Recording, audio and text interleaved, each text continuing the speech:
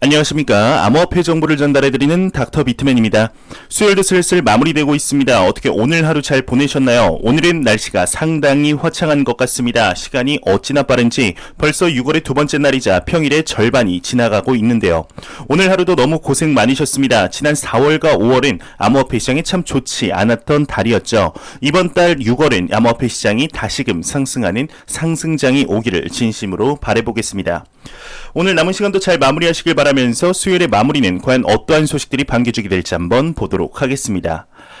최근 들어서 암호화폐 시장이 소폭 회복세를 보이고 있지만 아직까지 고점 대비 많이 하락한 것은 부정할 수 없는 사실입니다. 이러한 장 상황에 따라 많은 인물들의 암호화폐 시장에 대한 언급들이 나오고 있습니다. 세계적인 베스트셀러이죠. 부자 아빠와 가난한 아빠의 저자 로버트 기요사키의 경우는 대표적인 비트코인의 친화적인 인물입니다.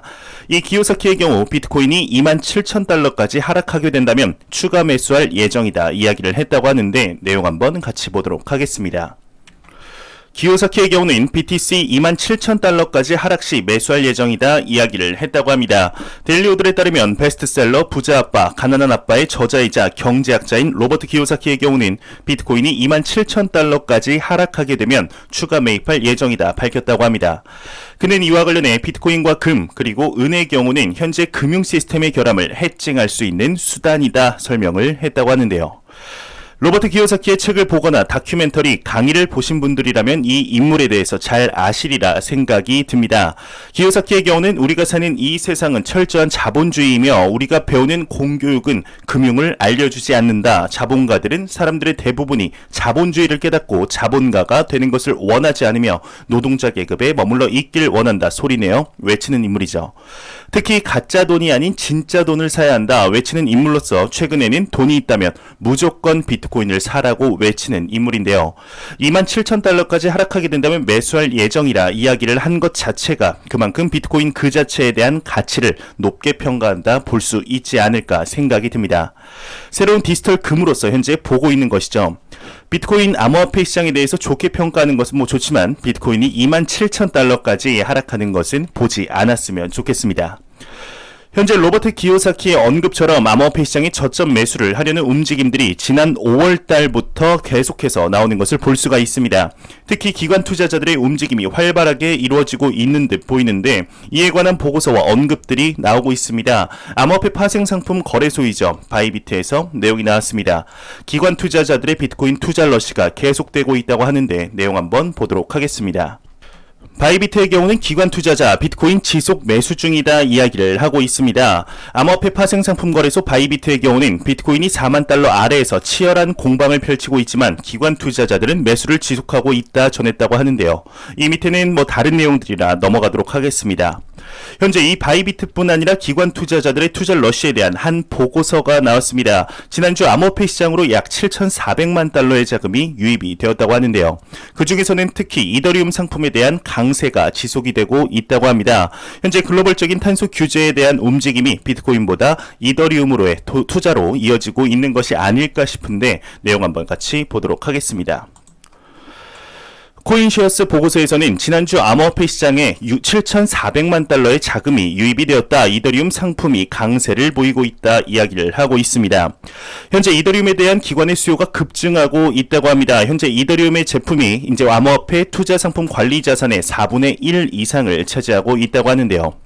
코인쉐어스의 경우는 디지털 자산 펀드 주간 흐름 보고서에 따르게 되면 최근 많은 암호화폐 자산이 50% 이상 가치를 상실한 폭락에서 투자자들이 이탈한 데 따른 자본화를 추진하며 지난주에는 7,400만 달러, 하나로 보자면 821억 원의 상당의 기관 유입이 이루어졌다고 합니다.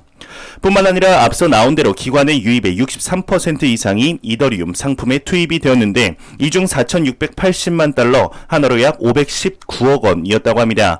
이는 지금까지 가장 높은 점유율이라고 합니다. 그리고 이제 에이다, 리플, 폴카닷 등의 이제 대한 자산으로의 순유입도 증가를 하였지만 안타깝게도 비트코인에 대한 유입보다는 유출이 약 400만 달러가 있었다고 하네요. 현재 비트코인의 약세를 보자면 글로벌적으로 2050년, 2060년까지 탄소 감소 정책으로 인한 원인이 압도적일 것입니다. 이러한 상황 속 비트코인의 입지가 과연 어떻게 될까요? 오늘 중국의 쓰촨성 내 채굴 문제로 자담회가 열리게 됩니다. 이에 관한 내용이 오늘이나 내일 중으로 나오지 않을까 하는 생각이 드는데 어떤 내용이 나오느냐에 따라 비트코인이 또 한 번 출렁이게 되지 않을까 싶습니다. 개인적으로 비트코인 입장 긍정적인 내용이 나올 것으로 생각이 드는데요. 중국의 경우는 여태까지 규제에 관해서는 하겠다 생각하면 불도저같이 밀어붙였습니다. 하지만 이번 자담회의 경우는 중국의 국가에너지자원국에서의 요청이 있었죠. 이뿐 아니라 중국의 최대 싱크탱크에서는 디지털 자산을 규제하기보다는 선제적으로 선점함으로써 글로벌적인 입지를 다지자라는 이야기가 계속해서 나오는 상황입니다.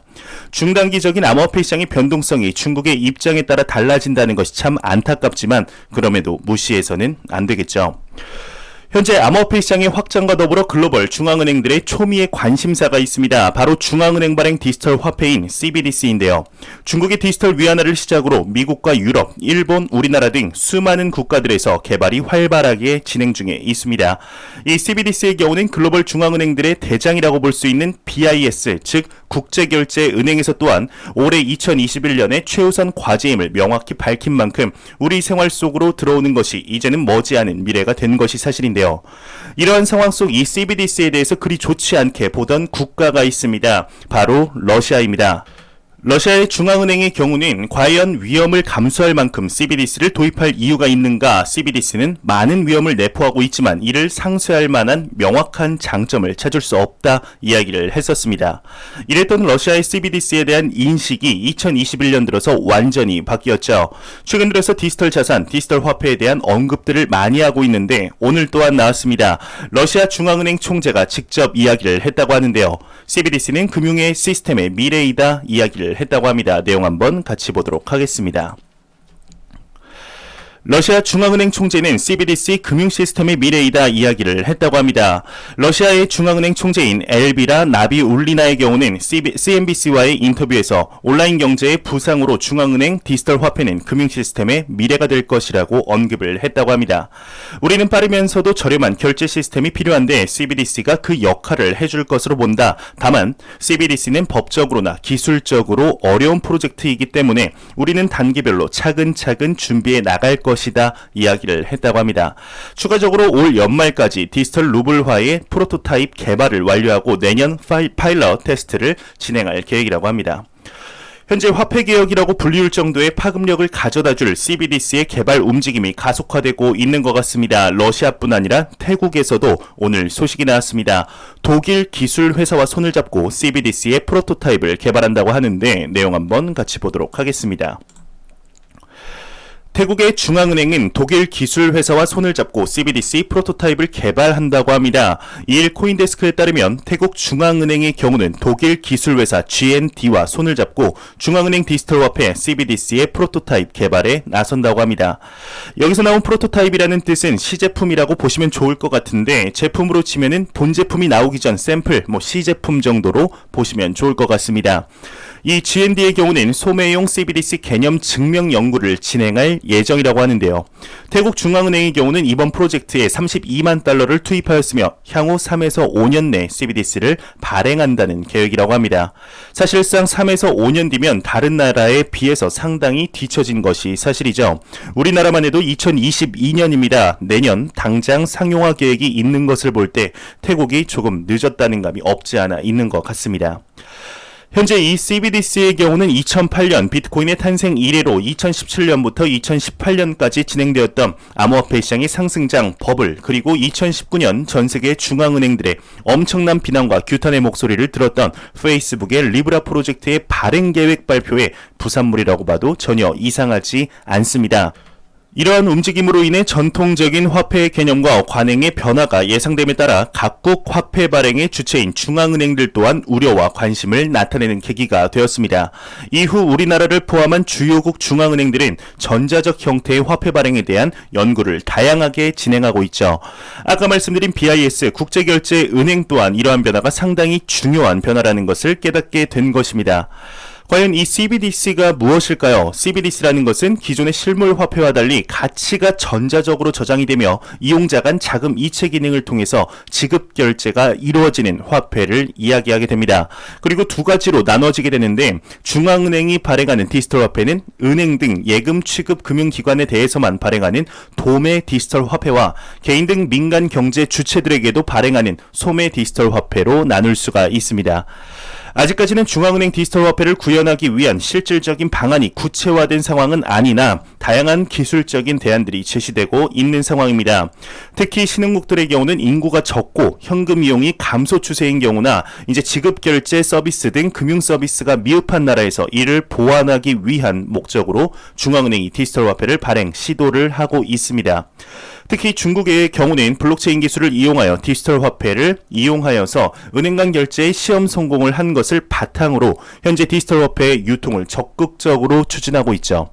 이 밑바탕에는 국경 간 결제의 디지털 위안화를 이용하여 기축통화로 만들며 달러의 패권에서 벗어나기 위한 움직임이 있을 것입니다.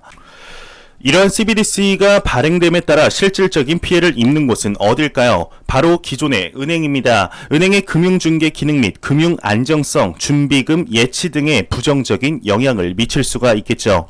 은행 예금의 일부가 디지털 화폐에 대한 수요로 전환될 경우 시중 은행들의 은행 예금 감소 요인으로 작용하며 은행의 자금 조달 비용이 커지고 대출 여력이 감소하는 등 전반적인 은행의 금융중개 기능 및 수익성 약화를 초래할 것으로 생각이 듭니다.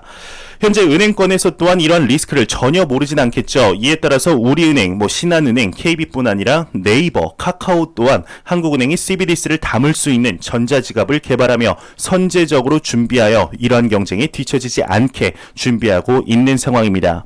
이에 따라서 은행들의 대출금리, 대출심사 등에도 상당한 변화가 있을 것으로 생각이 드는데, 그리고 가장 궁금해하시는 CBDC의 발전과 유통이 과연 암호화폐 시장의 비트코인을 몰락시킬 것인가 아닌가에 대해서도 많은 논의가 이루어지고 있는 것 같습니다. 특히 CBDC가 발행이 되게 된다면 비트코인을 포함한 암호화폐 시장에 몰락이 찾아오게 될까요? 저는 개인적으로 그렇게 생각하지 않습니다. CBDC의 발행은 오히려 암호화폐 시장에 더욱 큰 반사 이익을 주게 될 것으로 생각이 되는데요. 코로나 팬데믹으로 인한 경제 침체로 인해 전 세계는 천문학적인 돈 풀기에 나선 것이 사실입니다. 돈을 찍어내서 푸는 것이죠. CBDC의 경우는 해당 국가의 화폐 총량의 일정 부분이 되거나 향후에는 총량이 CBDC로 유통될 것으로 보고 있습니다. 결국 천문학적으로 찍어낸 법정화폐인 CBDC는 어떤 매개체에 이제 가치가 고정되어 있지 않고 물가 상승과 연결되어 가치 하락은 너무나 당연해 보이죠. 결국 가치를 저장할 수 있는 수단으로의 부의 이동이 시작이 될 것이라 생각이 듭니다. 이 흐름은 주식이나 이제 부동산들의 전통적인 자산은 물론 금, 디지털 자산인 비트코인과 같은 암호화폐가 그 대안이 될 수도 있겠습니다. CBDC 지갑에 중앙에 발행한 디지털 화폐만 담을 수 있는 것이 아니라 암호화폐 또한 담을 수 있게 될 것이라 생각이 듭니다. 이유는 아주 간단합니다. 바로 암호화폐를 이 지갑에 담고 사용할 경우에 법정화폐로 상품 결제를 하면서 거두어들이는 세금 또한 암호화폐에서 또한 동일하게 거두어들일 수 있기 때문이죠. 이를 굳이 사용하지 않을 이유 또한 없으리라 생각이 듭니다. 암호화폐와 관련된 세금 문제는 각 나라마다 어느 정도 나오고 있으며 우리나라도 작년부터 현재까지 활발하게 논의가 되고 있는 상황이죠. 현재 글로벌적인 움직임들로 인해 암호화폐 시장에 대한 세금 문제가 정해지며 투명하게 관리가 가능한 시스템이 사용되어진다면 암호화폐의 활성화와 가치의 상승은 분명히 보이게 됩니다. CBDC의 지갑의 본격적인 배포와 그 지갑에서의 암호화폐 지원과 결제 기능의 추가로 인해 암호화폐 인식에 대변화가 이루어지게 된다면 지금의 가격이 엄청난 저점으로 보일 만한 크나큰 가치의 변화가 이루어지리라 생각이 드는데요. 이 CBDC에 대한 생각은 모두가 다 다릅니다. 여러분들은 어떻게 생각하시는지 댓글로 의견 부탁드리겠습니다. 매일같이 나오는 리플 XRP에 관한 소식이 오늘도 또한 나왔습니다. 최근 리플사와 미 SEC의 소송 건으로 하루하루 바쁘게 보내고 있는 리플사의 모습을 볼 수가 있습니다. 어제는 리플사 입장 상당히 중요한 결과의 발표로 소송의 입장이 리플사 쪽으로 기운 것을 확인할 수가 있었는데요. 오늘은 소송에 관련된 소식은 아닙니다. 리플사가 미국의 유명 경제 채널인 CNBC에게 하나 요청한 것이 있다고 합니다. 어떤 것을 요청했는지 한번 같이 보도록 하겠습니다. CNBC 암호화폐 시세 표기란에 리플을 XRP로 변경해달라 요청을 했다고 합니다. 네, 유투데이에 따르면 미국의 경제 채널 CNBC가 실시간 암호화폐 가격 표시란에서 리플을 XRP로 변경을 했다고 합니다. 앞서 리플의 CEO 브래드 갈링 하우스의 경우는 CNBC와의 인터뷰 이후 트윗에서 리플과 XRP 간의 차이가 있다며 리플을 XRP로 바꿔줄 것을 요청했다고 하는데요. 리플은 미 SEC와의 소송에서도 강조했듯이 XRP를 통제하지 않는다고 주장을 해오고 있죠. XRP는 기술적으로 독립된 암호화폐라는 설명이라고 계속해서 이야기를 하고 있습니다. 기존 리플로 나왔던 것을 XRP로 바꾸어달라는 요청이었습니다. 우리 리플사는 XRP의 가격에 관여하지 않는다는 것을 다시 한번 확인시키기 위해서 그런 것이 아닐까 싶습니다. 현재 앞서 말씀드렸듯이 리플사와 SEC 간의 소송의 저울이 리플사 쪽으로 긍정적인 방향으로 흘러가고 있는 것이 사실이죠. 생각했던 것보다 소송이 조금은 빨리 끝나게 되지 않을까 생각이 드는데요. 앞으로 몇 주 안에 법원의 경우는 리플의 CEO 빵형과 크리스 라센을 체포할지 여부를 가리는 판결을 내놓게 됩니다. 법원이 만일 XRP가 증권이 아니라고 결론을 지을 경우 XRP의 엄청난 가격 상승을 기대할 수 있게 되는데, 과연 앞으로 소송의 방향과 리플사 그리고 XRP의 투자자들의 피눈물을 닦아줄 수 있는 상황이 만들어질지 한번 기대해 보도록 하겠습니다.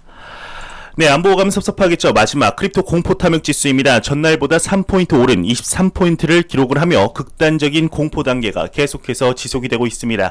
하지만 그래도 긍정적인 것이 계속해서 이 공포 탐욕 지수가 조금씩 올라가고 있죠. 네, 6월 달에는 앞서 말씀드린 대로 정말 4월, 5월을 반복하지 않고 암호화폐 시장에 다시금 상승장이 찾아오기를 진심으로 바라보겠습니다. 절대로 항상 말씀드리지만 암호화폐 시장을 단기적인 시각으로 접근하지 마시고 장기적인 시각으로 여러분들의 부의 추월 차선으로 이용하시길 바랍니다. 우리가 암호화폐 시장에 투자하는 것은 매 영상 말씀드린 대로 절대로 백 사고, 가방 사고, 집 사고, 차 살려고 하는 것이 아닙니다. 최종적인 목표는 경제적 자유라는 것 절대 잊지 마시길 바랍니다. 네, 마지막으로 코인 마켓캡에서 메이저 탑10 코인들 한번 전반적으로 살펴보고 마무리하도록 하겠습니다. 시가총액 1위의 비트코인의 경우는 0.15% 상승하며 4,120만원대, 2위의 이더리움이 0.32% 하락한 295만원대, 지금 우리의 엘리플 XRP 같은 경우는 시가총액 7위로 지금 위치해 있습니다. 전날 대비 3.49% 하락한 1135원대를 보여주며 비트코인의 도미넌스는 시간이 갈수록 점점 낮아지는 것 같습니다. 41.9%, 이더리움의 경우는 18.6%로 암호화폐 시장에 매우 강력한 비트코인의 시가총액 점유율, 이더리움의 점유율을 볼 수가 있겠습니다. 제가 준비한 소식은 여기까지입니다. 영상이 도움이 되셨다면 구독과 좋아요 그리고 광고 한 편만 처음부터 끝까지 시청해 주시기 바랍니다. 이 채널은 오직 광고 수익으로 운영이 되게 됩니다.